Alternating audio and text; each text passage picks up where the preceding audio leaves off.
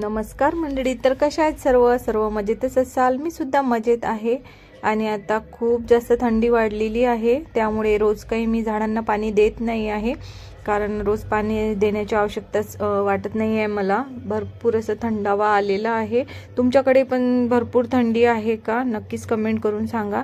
आणि माझे व्हिडिओ तुम्ही कुठून बघता ते सुद्धा नक्की कमेंट करून सांगा. तर स्वागत आहे तुमचं सर्वांचं माझ्या एका नवीन व्लॉगमध्ये. तर मी मालती डेली व्लॉगमध्ये स्वागत करते तुमचं सर्वांचं. तर सकाळी सकाळी चला म्हटलं, 2-3 दिवस झाले पाणी दिलं नव्हतं झाडांना, म्हणून म्हटलं आज देऊन द्यावं. आणि पोटसुद्धा क्लीन करून घ्यायचा होता. 2-3 दिवसाआधी एक व्हिडिओ शेअर केला होता डीप क्लिनिंगचा. तर आता त्याच्यानंतरच हा म्हणजे आज काढलेला आहे पोर्च धुवायला. आणि त्याच्यानंतर झाडांना पाणी पण देऊन दिलेलं आहे. आणि थोडेसे सुकलेले असले की मग पाणी द्यावंसं वाटतं, नाहीतर मग माती ओली ओलीच असली की मग मी तेवढंसं पाणी काही देत नसते.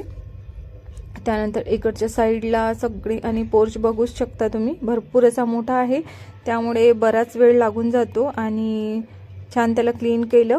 आणि त्यानंतर बाकीची सुद्धा भरपूर कामे बाकी राहतात, कारण यालाच अर्धा ते 1 तास मला द्यावा लागतो.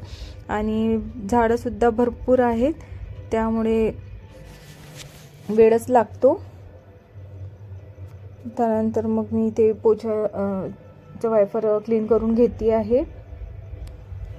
आणि लगेच म्हटलं पोछा वगैरे मारून घेते. आणि आज अर्णव स्कूलमध्ये गेला आणि सुमित गेलाच नाही. आणि तो ज्या दिवशी घरी असतो मग मला थोडीफार हेल्प त्याची होते, ॲटलिस्ट झाडाला पाणी तरी देतो तो. त्यानंतर त्याला म्हटलं पाणी दे, तर त्याचं काही मूड तेवढं नव्हतं, म्हणून मग मीच पाणी देत आहे आता झाडांना. त्यानंतर मग मी त्याला म्हटलं की तू हॉलला तरी पोछा मार, पण त्याचं काही मूडच नव्हतं आज, त्यामुळे तो नाही बोलला. त्यानंतर बघा सगळं झालं आपलं. आणि असंच क्लीन आणि स्वच्छ असं माझं पोट झालेलं आहे आता. आणि बघू शकता किती छान वाटत आहे आणि एकदम प्रसन्न वाटतं. आणि घराला एकदम घर पण आल्यासारखं वाटतं, एवढी सगळी झाडं असली की. आणि बघू शकता तुम्ही, भरपूर अशी झाडांची आवड आहे मला. छोटंसं गार्डनच मी इथे केलेलं आहे. त्यानंतर आमचे जे काही गाई म्हशी आहेत त्यांना आता बाहेरच बांधतात थोडा वेळ, कारण गोठ्यामध्ये ना भरपूर थंडी लागते त्यांना सुद्धा, म्हणून मग थोडा वेळ समोर अशी ऊन पडली की मग त्यांना तिथे बांधतात.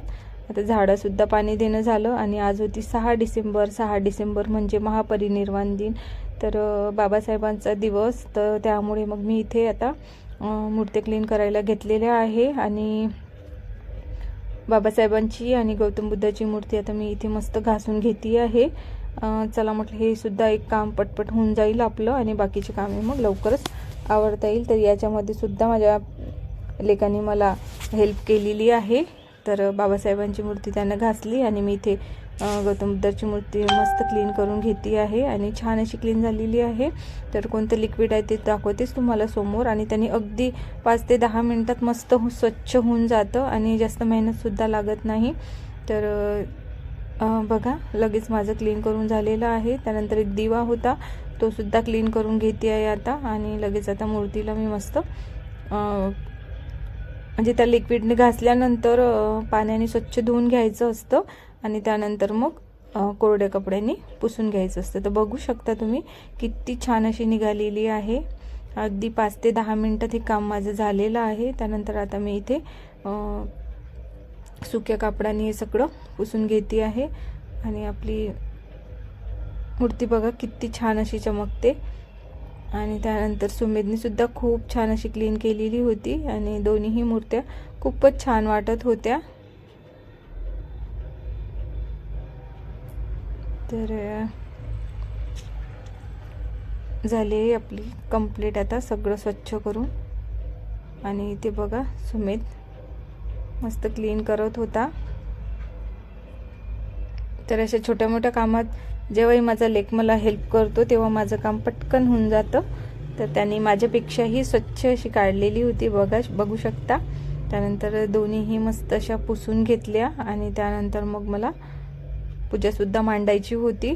तर चला म्हटलं आता पटकन अशी आंघोळ करून घेते आणि लगेच मग पूजा करायला घेते. त्यानंतर मग मी थोडा वेळ ऊन होती थोडीशी पोर्चमध्ये, तर इथेच मी अशी सुकायला थोडा वेळ ठेवल्या. त्यानंतर लगेच मस्त आंघोळ करून घेतली मी. आणि आता बघा थोडीशी आंघोळ झाल्यानंतर मग चला म्हटलं इथे आता आपण तेवढ्यात सुमेधसुद्धा फिरून आला. आणि इथे मस्त अशी मी पूजासुद्धा मांडून घेतली, तर बघू शकता. त्यानंतर पाया वगैरे पडून घेतल्या आणि मग त्यानंतर लगेच स्वयंपाकाला लागायचं होतं. तर इथे माझं हे सुद्धा काम आता कंप्लीट झालेलं आहे.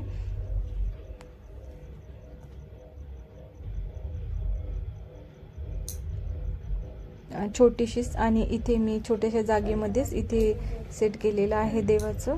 आणि त्यानंतर मग लगेच पटपट असा स्वयंपाकसुद्धा आवरून घेतला. आणि त्यानंतर आज स्वयंपाकामध्ये सिम्पलच स्वयंपाक होता आजचा. आज काही गोडधोड करायचं नव्हतं, कारण आज महापरिनिर्वाण दिन होता, त्याच्यामुळे सिम्पलचं असं जेवण बनवलं. तर डाळ भाजी, कढी आणि भात, चपात्या असंच बेत होता. त्यानंतर आम्ही जेवण करून घेतलं आणि अर्णवचं चालू होतं. इथे दही केलं होतं रात्री, तर त्यांनी दही आणि भात खाल्ला. त्यानंतर मग कपडे ड्रायरला लावूनच ठेवलेले होते. चला म्हटलं आता वर ऊन पडलेली आहे, तर पटपट असे कपडेसुद्धा सुकायला टाकले. आणि आज नळसुद्धा आलेले होते, म्हणून टाक्या पण मस्त अशा भरून गेलेल्या होत्या. आणि त्यानंतर मग पाणी भरपूर असल्यामुळे भरपूर असे कपडेसुद्धा माझे धुतल्या जातात. ते 2-3 दिवसातून एकदाच असा नळ येत असतो, त्यामुळे मग मी भरपूर कपडे धुवायला काढते. तरी आज नेहमीप्रमाणे कमीच काढलेले होते, कारण आज सकाळी 1-2 कामं एक्स्ट्राचे झालेले होते. आणि ही जी बॅग दिसत आहे, 2-3 दिवसांनी मला म्हणजे गावाला जायचं आहे, तर त्याच्यासाठीच मी ते मस्त धुवून घेतलेली आहे आणि वर इथे सुकवायला आणलेली आहे. तर कपडेसुद्धा सुकवणं झालेले आहेत आणि आपली टाकीसुद्धा भरून झालेली आहे. तर असाच होता माझा आजचा दिवस. तर कसा वाटला तुम्हाला आजचा हा व्लॉग नक्कीच कमेंट करून सांगा. आणि व्हिडिओ जर आवडला तर व्हिडिओला लाईक करायला अजिबात विसरू नका. आणि माझ्या चॅनलवर जर नवीन असतील तर नक्कीच चॅनलला सबस्क्राईब करा. त्यानंतर बघा भरपूर पाणी गेलेलं होतं आणि टाकी भरली की मग असंच पाणी जातं, कारण मग माहिती पडत नाही. त्यानंतर काल माझ्याच अंगणात भरपूर अशा शारण्या लागलेल्या होत्या, तर त्याच मस्त अशा मीठ आणि हळद लावून मी इथे सुकायला ठेवल्या होत्या. बऱ्यापैकी सुकलेल्या होत्या, तर तेच मी बघून घेतलं आणि नंतर त्याला साईडला ठेवलं. नंतर खाली आली, थोडीशी साय जमा झालेली होती, तर चला म्हटलं पटकन असं तूपसुद्धा बनवून घ्यावं. आणि घरचं तूपसुद्धा संपलं होतं. आणि आता अधूनमधून गाजराचा हलवा, शिरा असं सगळं बनत राहतं, तूप पाहिजेच असतं, म्हणून मग पटकन असं तूप बनवून घेतलं. आणि खूपच छान असं तूप झालेलं होतं. आणि मिक्सरला न काढता मी हातानेच हे बनवत असते, तर नक्कीच तुमच्यासोबत मी शेअर करेल दुसऱ्या व्हिडिओमध्ये. तर आजच्यासाठी एवढंच. आणि बघू शकता सुंदर असं आपलं मौसूद तूप रेडी झालेलं आहे. आणि हे गाईचं असल्यामुळे तुम्हाला असं पिवळं दिसतं. तर इथेच एंड करते. भेटू नेक्स्ट व्लॉगमध्ये. तेव्हापर्यंत बाय.